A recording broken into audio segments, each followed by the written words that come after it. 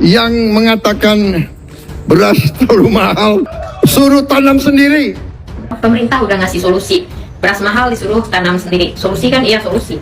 Emang negara lain repot amat bahkan nyediain lahan dan alat-alatnya, lalu rakyat dapat hasil aja gitu. Ya nggak gitu konsepnya. Pemerintah cuma ingin kita mandiri. Cabai mahal, solusinya ya tanam aja sendiri. Kan depan rumah bisa nanam cabai, kalau ada trotoar ya pindahin trotoarnya. Apalagi BBM langka, ya berhemat solusinya. Kalau bisa pakai kuda ya pakai kuda aja deh. Kalau nggak jalan kaki, nggak usah manja. Ya solusi kan? APBN minus, yang ngakalinnya dengan naikin pajak. Memang lah ya fungsi kalian sebagai WNI, apalagi kalau nggak bayar pajak. Kok gitu sih? Presiden Prabowo yang bilang harga beras mahal suruh tanam sendiri. Di mana logikanya ketika kita mengkritik sesuatu malah disuruh melakukannya sendiri? Misal ke restoran, makanannya kita bilang nggak enak. Masa restorannya nyuruh masak sendiri? Masa gitu? Yang harusnya dilakukan kan dicek ya. Kenapa bisa bilang beras mahal? Masyarakat coba dicek. Apakah benar harganya mahal? Apakah ada bantuan dari pemerintah yang bisa diberikan? Apakah emang flow-nya ada yang bikin harga mahal? Apa di mana dibenerin ya? Bukannya disuruh tanam sendiri. Kasih loh Pak, kami juga bangga banget punya Bapak. Cuman Bapak kan Presiden Republik Indonesia yang seharusnya mengayomi semua masyarakat.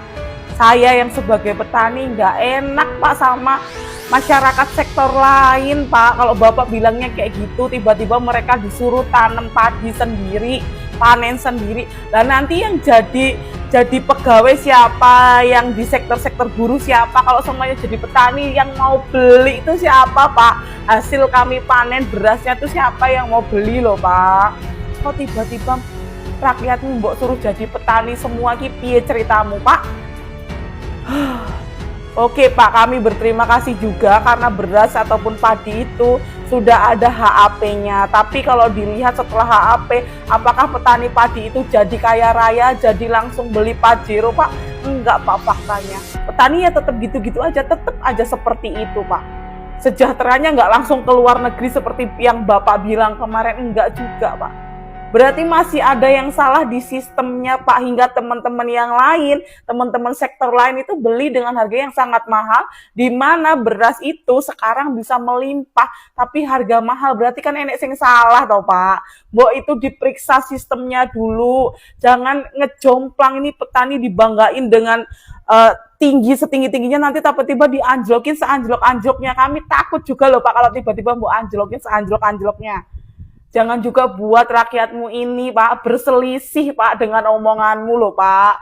Tiba-tiba petani diginiin, yang lainnya diginiin. Jangan Pak, jangan diadu domba rakyatmu ini Pak. Jangan diusir juga loh Pak. Yang bilang beras mahal, tanam sendiri. Inilah penutup pidato yang sangat aneh. Sebuah logika yang runtuh seketika saat dihadapkan pada akal sehat.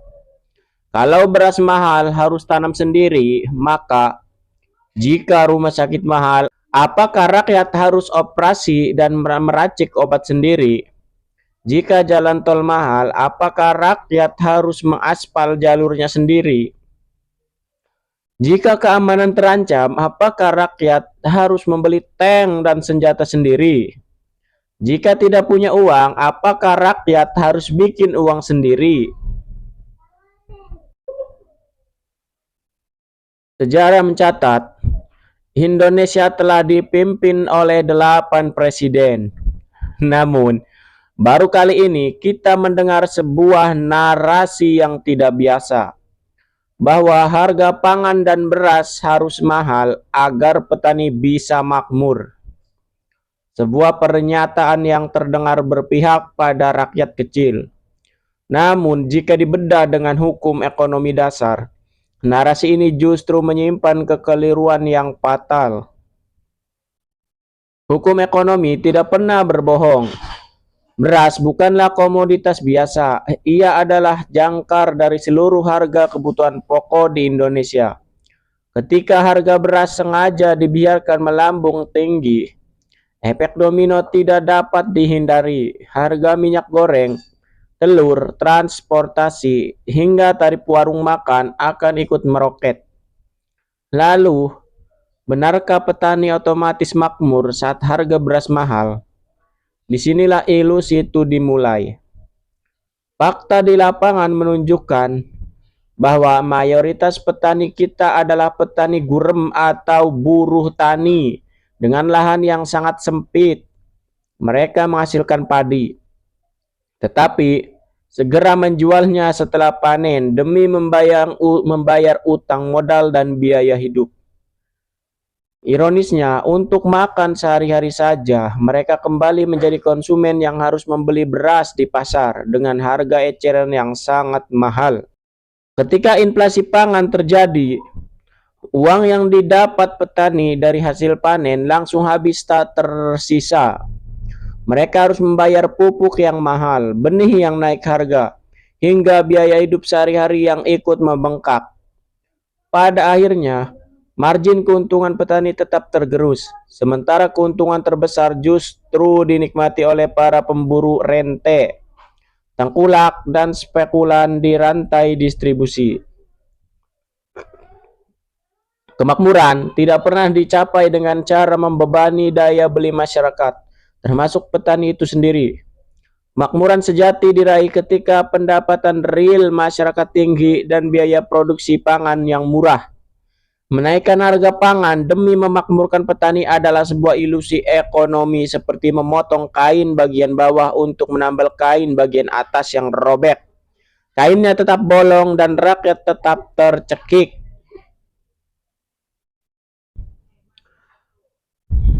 Kalimat Prabowo saat menanggapi keluhan soal harga beras memicu beragam reaksi di tengah masyarakat.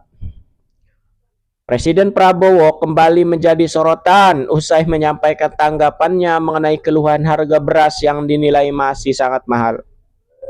Dalam sebuah acara panen raya, dia menyatakan bahwa pihak yang menganggap harga beras mahal persilahkan menanam padi sendiri. Pernyataan tersebut disampaikan saat Prabowo berbicara mengenai pentingnya meningkatkan produksi pangan nasional. Menurutnya, proses menghasilkan beras membutuhkan kerja keras para petani, mulai dari mengolah lahan, menanam, merawat, hingga memanen.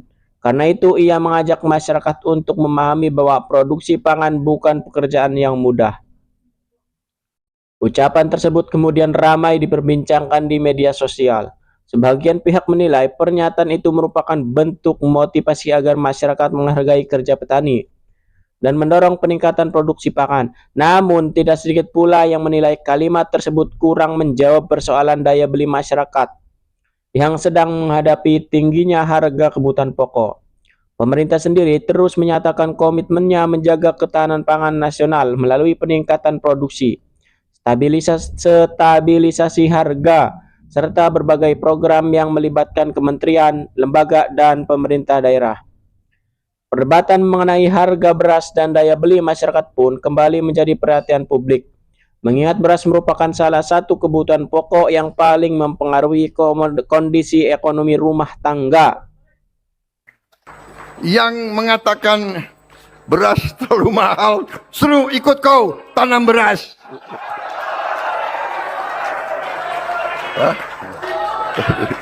Pernyataan Prabowo ini mencerminkan cara pandang yang anti negara. Ketika rakyat mengeluhkan harga beras, mereka sebetulnya sedang meminta negara menjalankan fungsinya. Negara berdiri karena manusia tidak hidup sendiri. Ada pembagian kerja, ada petani yang menanam padi, ada buruh yang membuat pakaian, ada guru yang mengajar, ada dokter yang mengobati. Tugas negara adalah memastikan hasil dari pembagian kerja itu dapat diakses secara adil melalui kebijakan yang melindungi produsen sekaligus konsumen.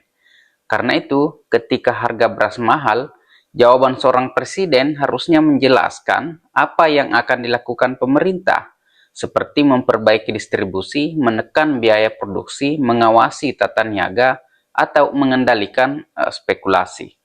Bukan menyuruh rakyat menanam padi sendiri. Pernyataan Prabowo itu adalah logika pasar bebas yang ekstrim.